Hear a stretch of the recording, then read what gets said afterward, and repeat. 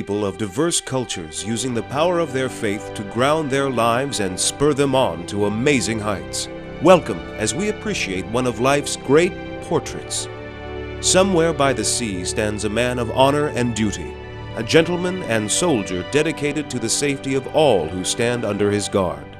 Tonight on Portraits, a man of nobility named Fatih Ozonur.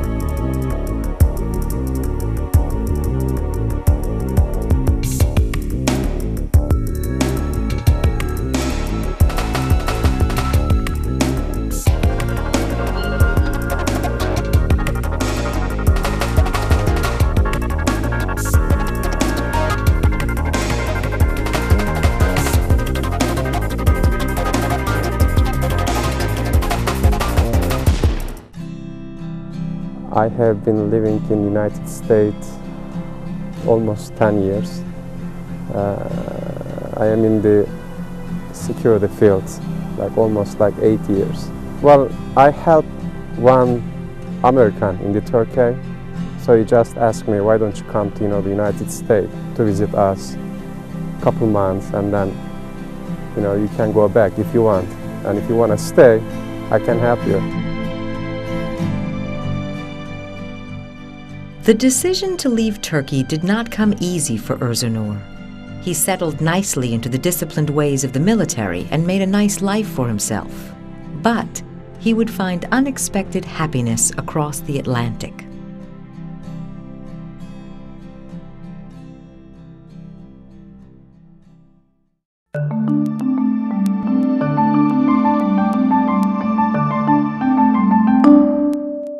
I thought that security field will be great because I have some military experience, and I was uniform guard. I was catching a lot of shoplifters and then my boss said, why don't you be as an undercover security in the stores? We have 2 stores, so you can go there, be like a customer, observe the people and just catch shoplifters. I did. I was catching shoplifters each week, between 10-15 shoplifters in 2 stores in 2001, yeah. And now we have maybe 50-55 stores in 5 states. And then he say, after a couple months, he say, I want you to be manager. Ozonur attacks his new role with the same zeal and passion he puts into his craft. No detail too small, no patrol insignificant.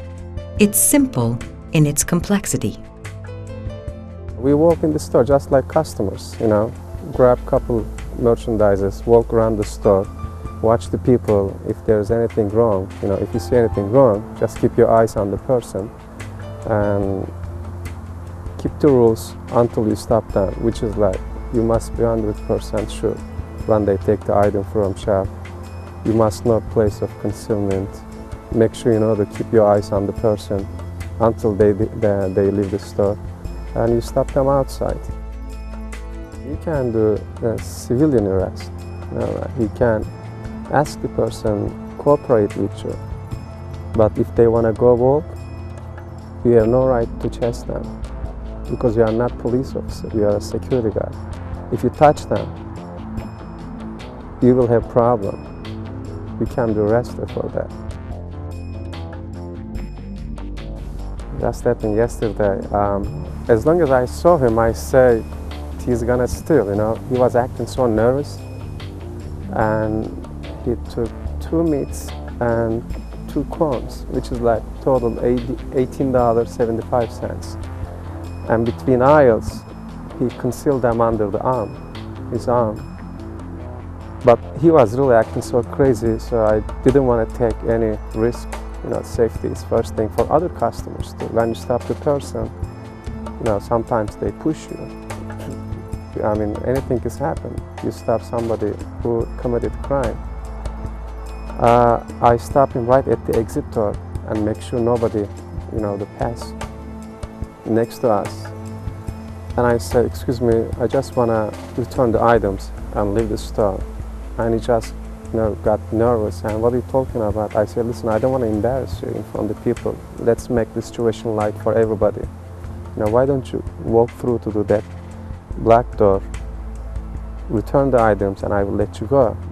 But if they don't have ID, we have to call police because we don't know. God knows, who is the person. Maybe he has warrant, or he did something really bad in the past. And if you catch somebody like that, we call the police. What I do if the situation is dangerous, I ask them to fill out the paper. Their name and an address, everything, and then I read them what they write. After that, I write my incident report. What he say, I ask him, so what's going on? I mean, this is $18.75. Why? I lost my father and I use a lot of drugs and I'm crazy right now. So I lost my business. He was 40 years old. And I felt bad, he lost his father, and I told the manager, listen, the guy is on the drug program. He admitted. So it's going to be really bad for him if we arrest him because he's on the drug program. He's going to go back again, same crap, so from my language. He said, fine, as long as he cooperated, he gave all information. I said, yeah, he cooperated. And I just gonna tell him that don't come to the store anymore, otherwise you're gonna be arrested.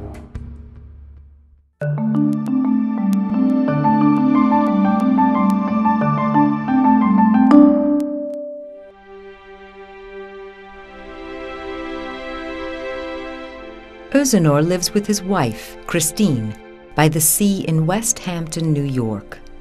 There is little of his stark martial background in the decor, thanks to Christine.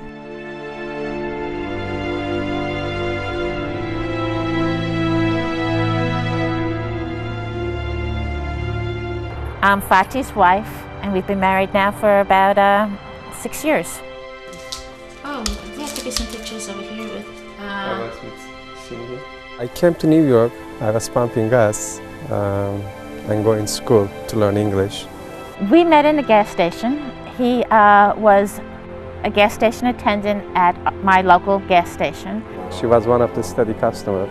I guess she liked me. And I noticed his accent, and I love to travel, and I'm very interested in other countries and cultures. And we attempted to talk. At that point, his English wasn't very good, and we just seemed to enjoy each other. We decided to go out, a couple times. And it really developed, and we realized that instead of these huge differences, there were more things in common than not. And as long as we had the same values of family, we really got along and we fell in love. We married in Supreme Court because she used to work in Supreme Court in Manhattan. And we celebrated in the, unfortunately, window of our world, twins. So we celebrated there. Our wedding. Let's get a picture of you and us. I just recently got appointed. I have a position now as a support magistrate. And what that entails is I preside over cases in family court in Suffolk County relating to child support and any violations, modifications, and paternity issues.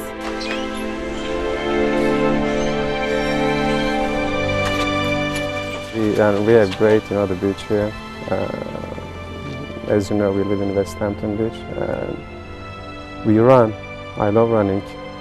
and we go movie theaters. Winter time is pretty quiet here, so you can't find a lot of things to do. We're not a couple that have certain jobs. We in the house really share everything. If I'm home and he's busy with doing something, then I'll do the cooking or cleaning. If I'm busy with work or I have to look at cases, well then he's going to do the laundry that weekend. We really do share in the housework. I mean, all these trees here, Fatih planted these trees. He's wonderful when it comes to things like that. I love to garden. Now, he doesn't do any of the gardening, but I do all the planting. And cooking, I would guess I do most of the cooking. Yes. I do most of the cooking. And the cleaning, but you do clean. I mean, you know, he will, take out the vacuum cleaner and help around, because with both of us working, it just can't be left to one person to run the house.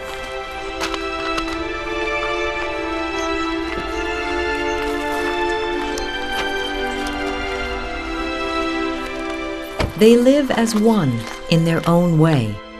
They pray as one. Their marriage is built on the common grounds their different beliefs share.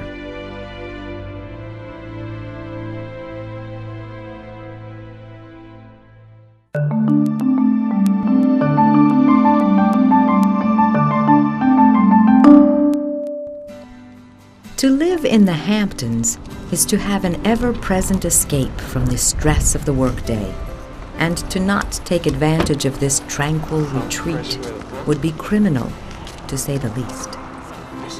I am at the beach almost at least every other day. Even like after work, I find the water and the beach something very, very relaxing. It kind of just brings me down, because work in court could be stressful, and some of the things you hear at work are very difficult to get out of your mind. So I always love the beach and the water. Well, you don't have to, but that's what you do. How was the week? Very, very busy, but at least get some fresh air now. Maybe start Monday off better, huh? How many cases do you have? I love martial arts, and I have been doing Aikido, so, and also the workouts, and so I love doing that kind of stuff, like going morning to run, and then if I have time, work out. Every Tuesday I'm going for Aikido, so I have to keep myself in the good health. Ocean is wild for me, as I said before. It looks like, if you want to swim, don't try here. You go in deep. Right, Anna? I love the ocean. I love everything about it.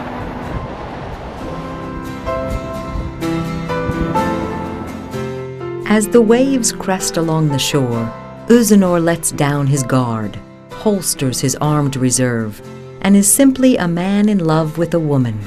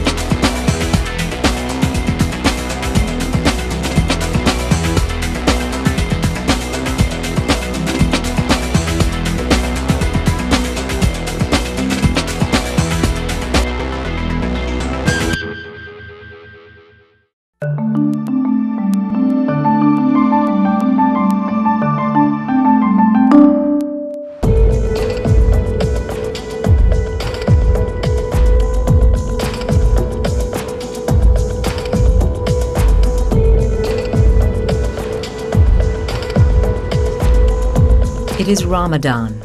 Tonight, the Turkish-American Multicultural Educational Foundation has organized an iftar dinner, an annual event established to open dialogues between Turkish Americans and all other cultures in the United States. Honored guests, both political and social, will be in attendance at this austere function, and Uzunur's security firm will see to their safety. Me and my friends, we're gonna protect the dinner. That's what we will do. I guess the Bloomberg will be there too. So I'm sure he's gonna have his own, security. But our job will be make sure everybody is in safe.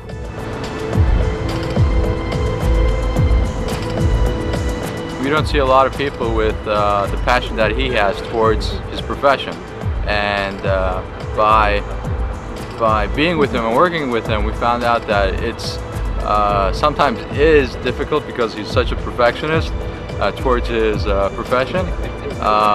It is highly motivational as well to see a person who's dedicated towards their job like that. You're gonna keep your eyes on everybody. Listen, maybe I'm taking too serious. I don't know, but I'm taking too serious my job. That's why I have been in this field almost 8 years.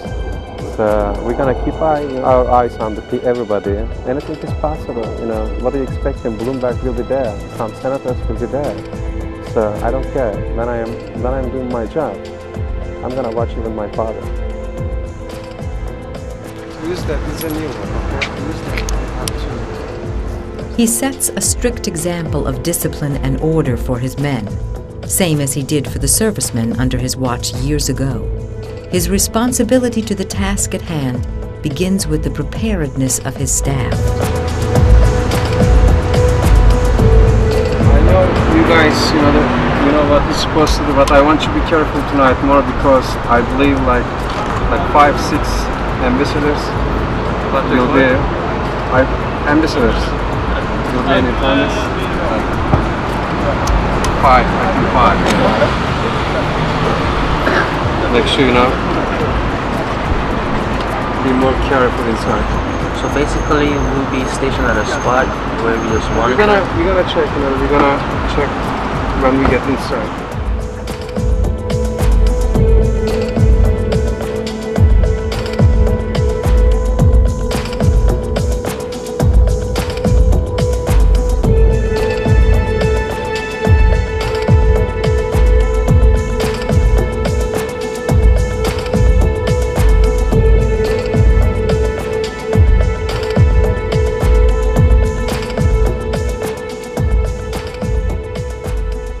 The location checked and precautionary measures established, Uzunur places his men strategically about the forum to create a secure perimeter, a haven in which the guests can peacefully enjoy themselves.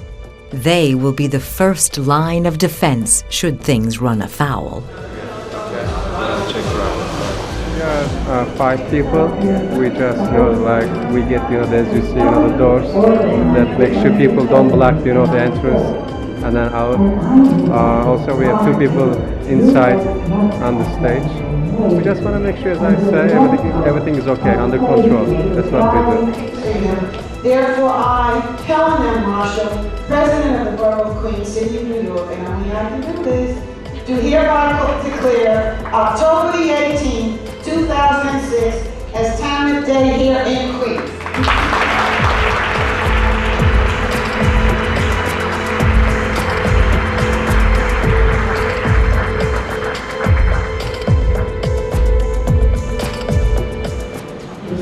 Just securing the place, making sure nobody gets in that shouldn't be in there.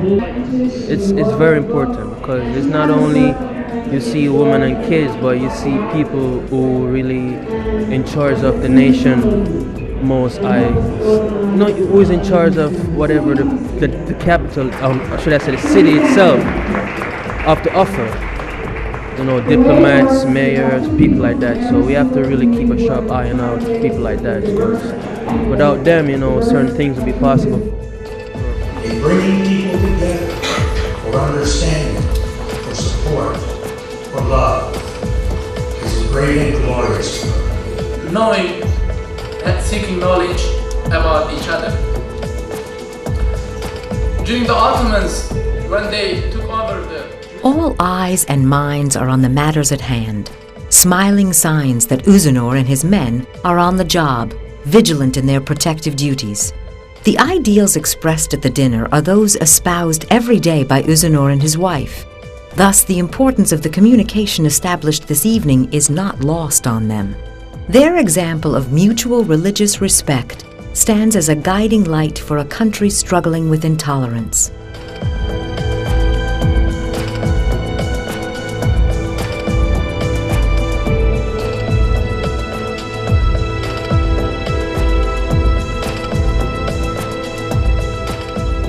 a lot of different people are coming together, and that's exactly what I believe that the community wanted. It's just wonderful to be here. This is the only way we're going to get peace in the world, is if we're not in fear of each other because of our differences, but we come together as what's common in all of us, to strive to live for our children to grow up and have respect for each other. So I think this is just a great and a wonderful, wonderful day. We're talking about the people inside. There are maybe like more than 300 people, so I mean, I just want to make sure no one, that gets hurt, no one do something stupid to hurt the other people, and make sure everything is under control. Especially right now we live in New York City. Everybody's worried about the security. That's why, that's very important for us that everything is okay. So, where's the exit? Exit? Yeah. The exit is first, right around the corner to your left. The elevator. You need to use the restrooms. The first door right here for the men. You need to have your wife and this woman there. Oh, perfect. Thank you. Okay. Didn't have any problem. Everything was under control. And you guys did a great job. Like the car. And thank you. Thank you again. Thank you. Thanks again.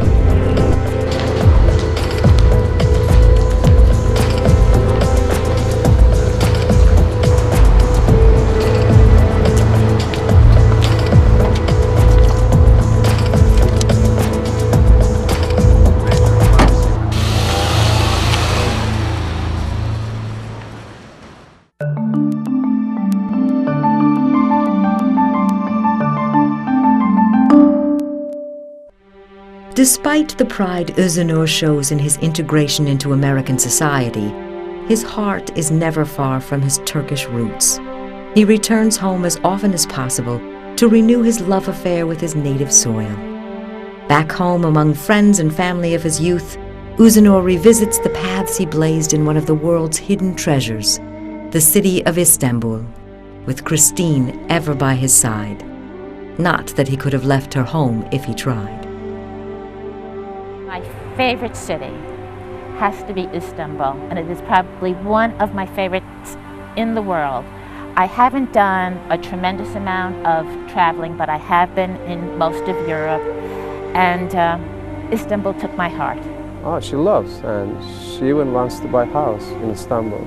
She loves Turkey. As a matter of fact, she loves Istanbul. It's a very different city for her.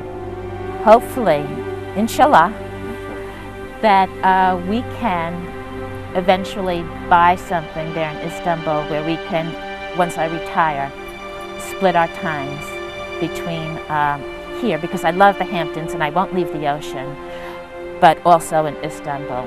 The people, it's metropolitan, you have the old culture of the palaces. Oh, I just loved it. We would like to go every year. I didn't go this past year. I was there twice. And we had his parents, since we've been together, his parents came out to New York once. When we first met, of course, everybody was quite concerned. And I think his parents, too, that here he is coming to this country and meeting up with an American woman, and I don't know how happy they were. And how happy my parents were when I have now this Turkish Muslim, and they go, what is going on?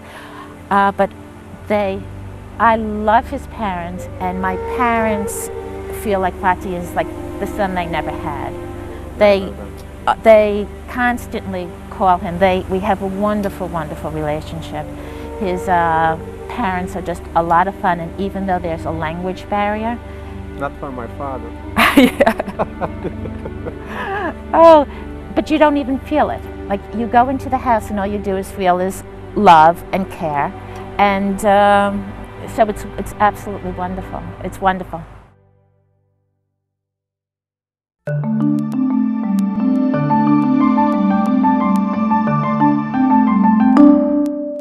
I mean, I start everything, as we say, Bismillahirrahmanirrahim, which means in the name of God. I start like that my day. And as a Muslim, I just want to be fair. Even, the person committed crime, I don't want to put my personal feelings, I just want to do my job. And Nothing is personal. I don't know. I don't think, like how religion affect my job, but I think religion is already part of my life. Like it's in my side. So I don't bring extra thought that I have to think in that way. So I don't think that effect to my job. I'm already affected.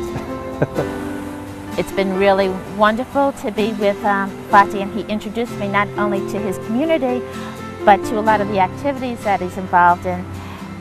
One of them that I think has been absolutely wonderful is during Ramadan now, all of these dinners that we've been going to, where it's been a dialogue and where they're trying to get many different people together in one room and try to explain each other's religion and cultures, because I think with that and a little bit more education, people will understand more, and with more understanding, maybe you could have some peace in this world. So I'm very proud of that, and also with the people that he's involved in, they have developed these schools which have really done extremely well.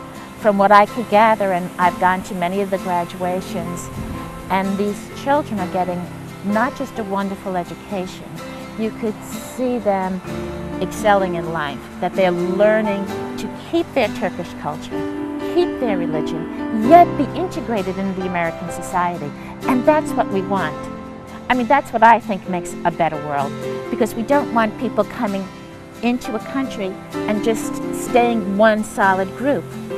We're all from different backgrounds, and what would be best is if we all integrate and we melt while retaining our heritage, which is very, very important. If I have a chance, I want to do international security administration. That's what I would like to do. I just want to stay in this field. I need, the more experience, and I need more education for that. I know that definitely.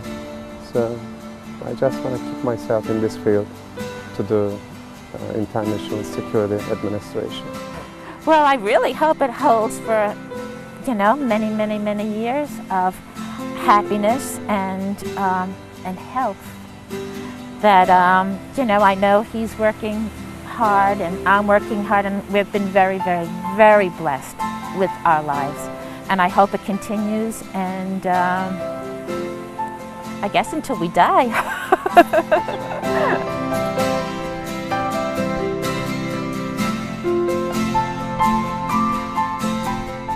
I just want to be a dependable person for the United States, because I live in this country, I love this country.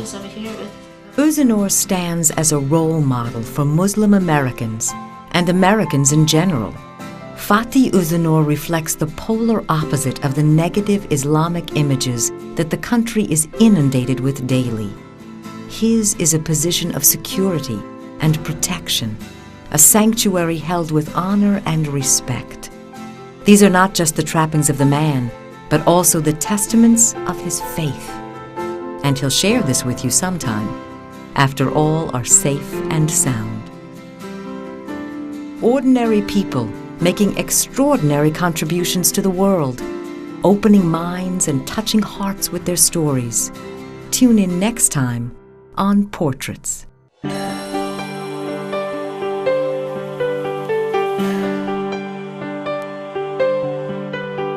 Thank you.